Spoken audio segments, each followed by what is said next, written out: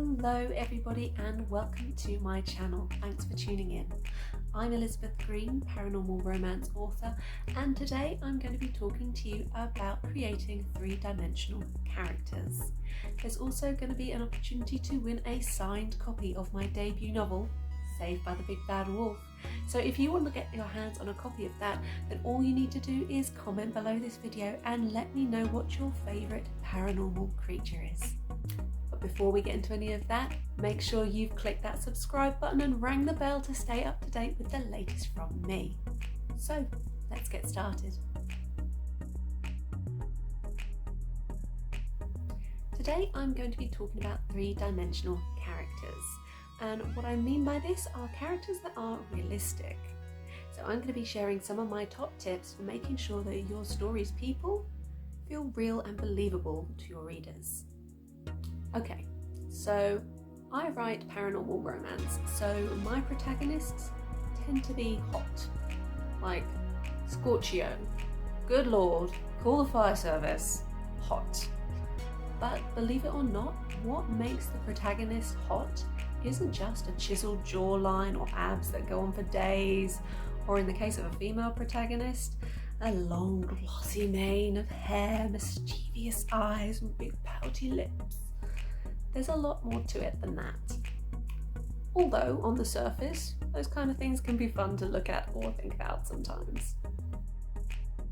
There is a lot more to a character that will make them lovable or hateable. And let's be honest, we've all got that character that we love to hate. So what goes into making a three-dimensional character? So for me, I like to create a full profile of this character.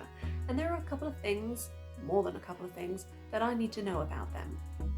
To help me work out a little bit more about who this character is, I like to break it down into 5 main categories.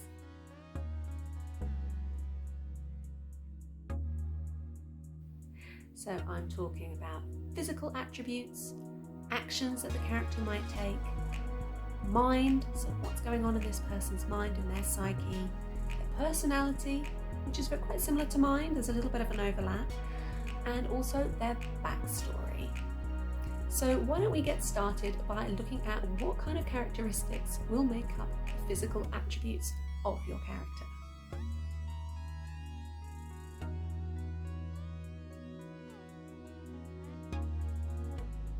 So there's going to be a few physical attributes that I'm going to want to know about my character, starting with their age, their gender, their race or nationality.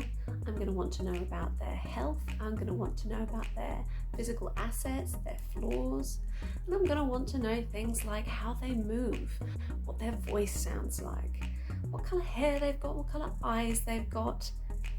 You get the idea. So as well as physicality, I want to know what kind of actions my character will take.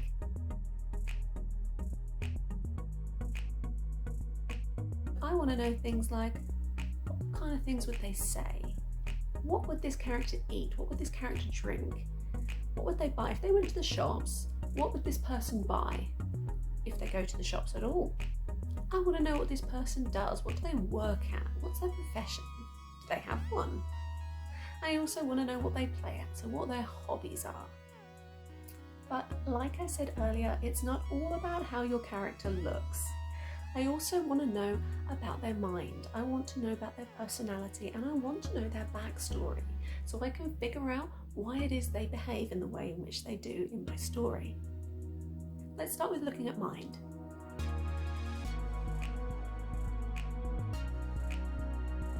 So to start off with, I'm going to want to know about my character's intelligence.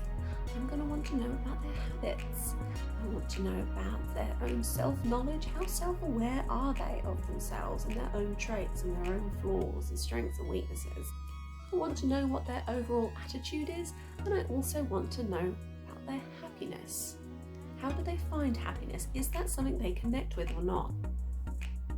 For a lot of antagonists even, there's always something that makes them happy, even if it is the misery of their protagonists.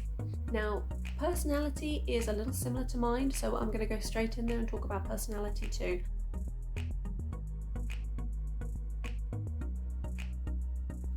want to know what my characters' wants are, what they hope for, what they fear, what they dream of, what they resent, what memories they have, and if they've got any denials. So we're starting to build up a picture here of this particular character. We're finding out a little bit more about who they are. But what is missing is the why they are. So let's take a look at the next part, which I think is crucial to building up your character, which is looking at their backstory.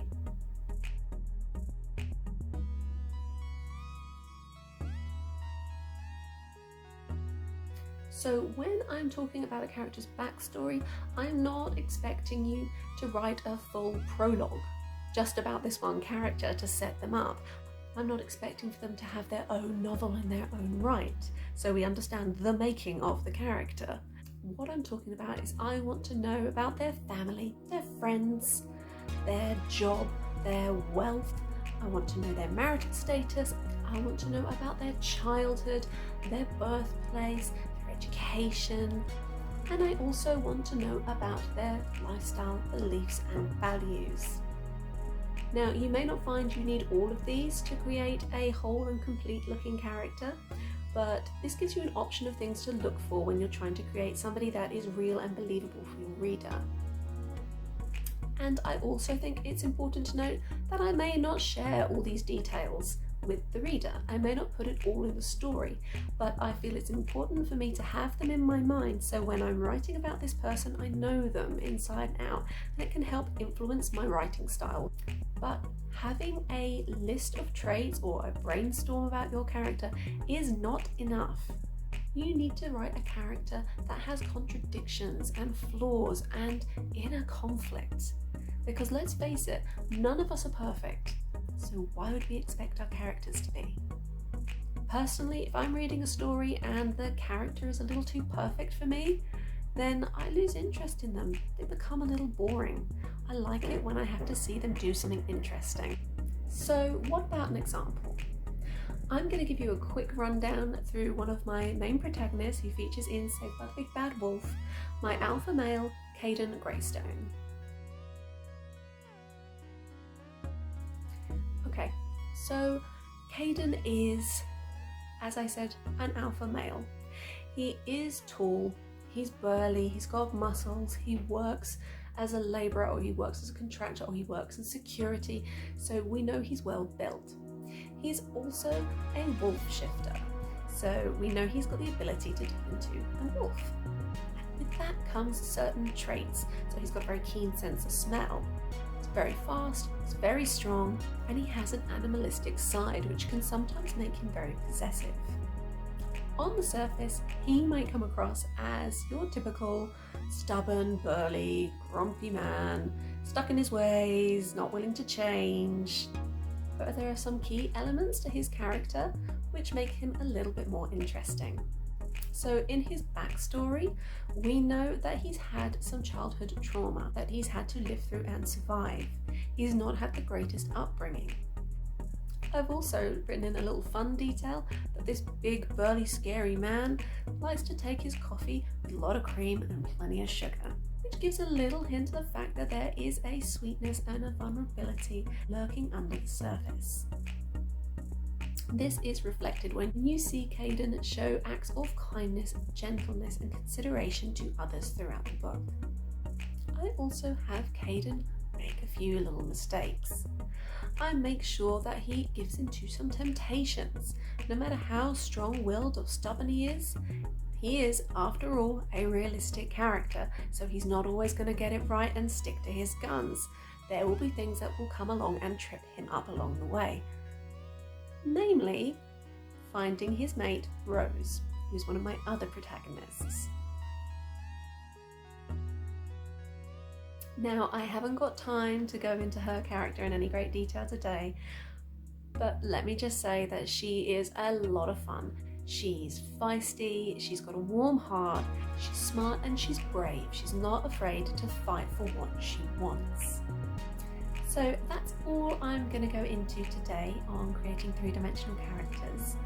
I'm thinking I'm going to do a future video continuing on crafting excellent characters by looking at character arcs, which is the journey in which a character goes through throughout the novel.